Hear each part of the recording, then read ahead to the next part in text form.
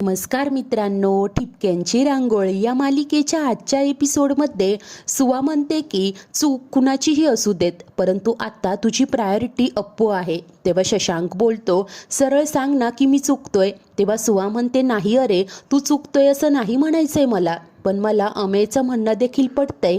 नेत्रा हे असं काही करूच शकते. तेव्हा शशांक म्हणतो, नाही, यावेळेस तिने असं काहीही केलेलं नाही. तर अमेय म्हणतो की जरी केलेलं नसलं ना, तर हे सगळं तिच्याच पापांची शिक्षा आहे.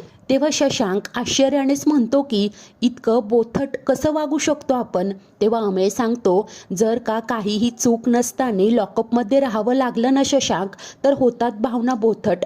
तर आता सुवा आणि माई सांगतात की ते काहीही असू देत, आधी अप्पूला समजावून घरी घेऊन ये. तर शशांक मात्र चिडूनच म्हणतो की तुम्हाला अर्जन्सी काय आहे ना ते कळतच नाही, आणि तो आता खोलीत निघून जातो.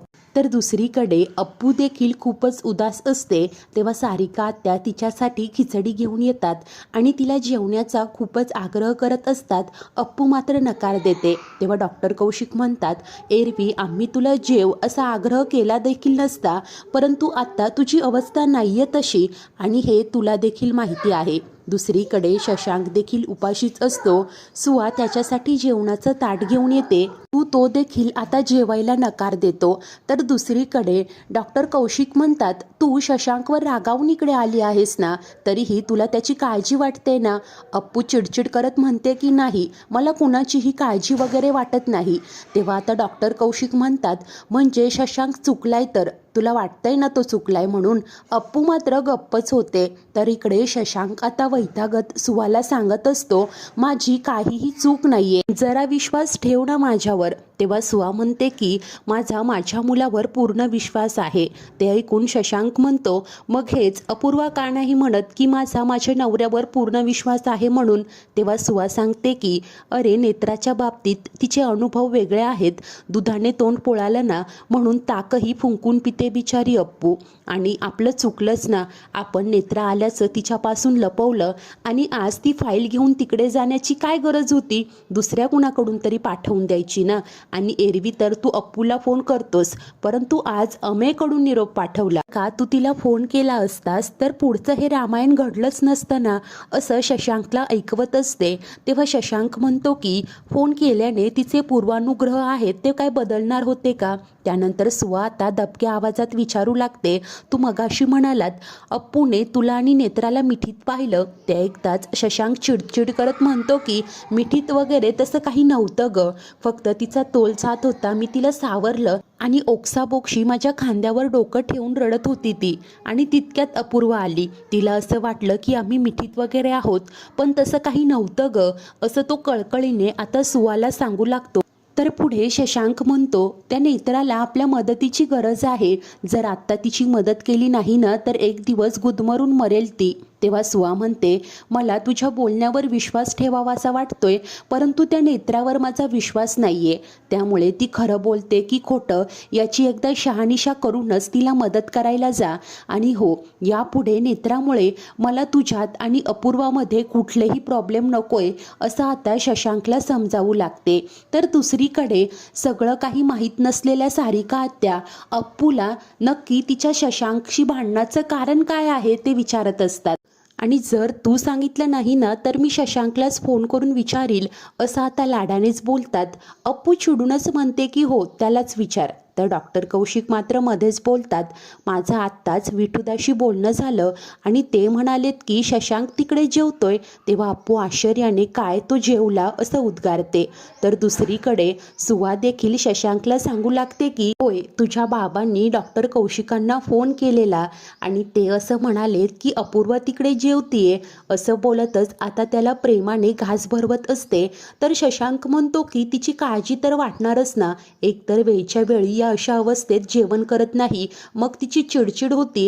हे सगळं ना तिचं चक्रच वेगळं आहे. ते सगळं ऐकून सुवा मात्र त्याच्यावर हसत असते आणि प्रेमानेच त्याला जेवण भरवते. तर पुढे शशांक विचारतो, हे सगळं नेत्राबद्दलचं आपण सारिका आत्या आणि डॉक्टर कौशिकांना सांगायला हवं का. तेव्हा आता सुवा म्हणते, बघू नंतर, आधी जेव पाहू, आणि त्याला जेवण भरवत असते. तर दुसरीकडे सारिका आत्या आणि डॉक्टर कौशिक मात्र गोष्ट सांगत अप्पूला जेवण बनवत असतात आणि तिला हसवण्याचा खूप प्रयत्न करतात, परंतु काही केल्या अप्पू तर हसतच नाही. तेव्हा डॉक्टर कौशिक म्हणतात, सारिका तू तिला ते सरप्राईज दिलंस का? अप्पू म्हणते की नाही, मला कुठलंही सरप्राईज नकोय. परंतु सारिका आत्या ऐकतच नाही आणि अप्पूच्या आवडीच्या फ्लेवरचं आईस्क्रीम तिच्यासाठी घेऊन येतात. आता ते आईस्क्रीम पाहताच अप्पूला मागे शशांकने कसं तिला हवं असणारं युनिक आईस्क्रीम घरीच बनवलं होतं ना, ते आठवू लागतं.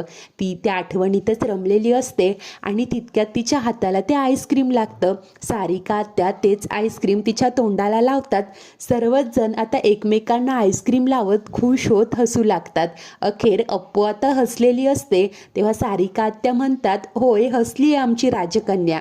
त्यानंतर डॉक्टर कौशिक म्हणतात, हो आता कसलीही काळजी करू नकोस, तुझा हा बाबा आहे ना. आत्या सांगतात, काही लागलं तर आवाज दे आणि हे आईस्क्रीम संपव.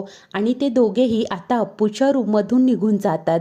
तर दुसरीकडे शशांक आता सुवाला म्हणतो की तुझ्यामुळे एवढं जेवलो मी, तुझ्या इतकं प्रेम माझ्यावर कोणीच करू शकत नाही. तेव्हा सुवा म्हणते की असं काही नाहीये रे, अप्पूचं सुद्धा तुझ्यावर तितकंच प्रेम आहे. परंतु शशांक नकारार्थी मान डोलावतो. तेव्हा सुवा त्याला समजावत सांगते, प्रेमाचं ना वेगवेगळं स्वरूप असतं रे, त्याला अशी काही मोजपट्टी नसते. प्रेम प्रेम असतं आणि प्रेम कधीच एकटं येत नाही, प्रेमाबरोबर अपेक्षा येतात. माझं तुझ्यावर प्रेम आहेच आणि एक मुलगा म्हणून माझ्या सगळ्या अपेक्षा तू पूर्ण केल्या आहेत बाळा. परंतु एक नवरा म्हणून अप्पूच्या तुझ्याकडून काही अपेक्षा आहेत आणि त्या तुला आता पूर्ण करायच्या आहे. त्यामुळे ते काही नाही, उद्या तिकडे जा आणि न भांडता अप्पूची समजूत काढून तिला इकडे घेऊन ये. मी आत्ता ना तुला कोऱ्या कागदावर लिहून देऊ शकते की तिचंही तिकडे अजिबात लक्ष नसणार, तिचाही जीव लागत नसणार. असं आता प्रेमाने शशांकला समजावते आणि तिथून बाहेर येते. बाहेर येऊन पाहते तर माई ओसरीतच माळ जपत बसलेल्या असतात. माईंना देखील झोप येत नसते. माईंना आता अप्पू व शशांकची खूप काळजी वाटत असते. त्या म्हणतात की मला वाटलं होतं दिवस राहिल्यानंतर सगळं काही निवळेल, अप्पू आणि शशांक मधील वाद मिटतील, परंतु कसलं काय. तेव्हा सुवा म्हणते, अहो तिला ओळखत नाही का तुम्ही, ती 4 तास सुद्धा आपल्यापासून लांब राहू शकत नाही, उद्या सकाळी परत येते की नाही ते पहा. तेव्हा माई म्हणतात, पण अगं असं किती दिवस चालणार, मला वाटलं होतं आपल्यानंतर एकमेव अप्पूच आहे जी या घराला बांधून ठेवू शकते. तेव्हा आशा दाखवतो आणि परत त्यावर बोळा फिरवतो असं आता उदास होत म्हणतात. तेव्हा सुवर्णा सांगते, नाही माई, यावेळेस असं काहीही होणार नाही.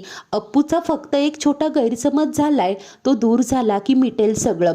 परंतु मला ना त्या नेत्राची काळजी वाटतेय.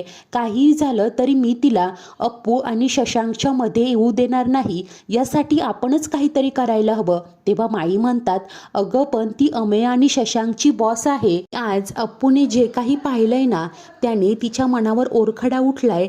ही जखम कशी भरणार असं काळजीनेच बोलतात. तेव्हा सुवा सांगते, माझा मुलगा निर्दोष आहे हे तिला कळलं ना तर ही जखम सुद्धा भरेल माई. परंतु काहीही झालं तरी आपण प्रयत्न थांबवायचे नाहीत असं ती आता माईंना समजावत सांगते आणि माईंच्या खांद्यावर डोकं टेकून आता विसावलेली असते. तर दुसरीकडे आता काही केल्या अप्पू आणि शशांक दोघांनाही झोपच येत नसते. सवयीप्रमाणे शशांक त्याचा हाताचा टेडी करत हात बाजूला ठेवतो. अप्पूला देखील त्याच्याशिवाय झोप येत नसते. ही एकमेकांच्या आठवणीतच आता तळमळत असतात. तर इकडे अप्पू आता मन रमवण्यासाठी मोबाईल हातात घेते, परंतु तरीही तिला शशांकची खूप आठवण येत असते. तर इकडे बिचारा शशांक तर अप्पूच्या आठवणीत रडायला लागतो. त्याला अप्पू सोबतचे अनेक प्रेमाचे क्षण आठवू लागतात. तर काही वेळाने अप्पू देखील आता रडू लागते. शशांकच्या आठवणीने ती पूर्णपणे बेचैन झालेली असते. अप्पू आणि शशांक दोघेही आता एकमेकांच्या आठवणीत विरहाचं दुःख सहन करत तळमळत असतात. तर पुढील भागात अप्पू नेत्राच्या घरी आलेली असते आणि समोर पाहते तर नेत्रा गयावया करत तिच्या नवऱ्याला म्हणत असते की प्लीज तो लॅपटॉप इकडे द्या, त्यात महत्त्वाचं प्रेझेंटेशन आहे. परंतु तो काहीही ऐकत नाही आणि तसाच लॅपटॉप फेकून देतो. हे सगळं दृश्य पाहून अप्पूला मोठा धक्काच बसतो. अप्पूला आता नेत्राचं सत्य कळेल का हे पाहणे खूप उत्सुकतेचे ठरणार आहे. अशाच नवीन भागांच्या अपडेटसाठी आपल्या चॅनलला नक्की सबस्क्राईब करा. धन्यवाद.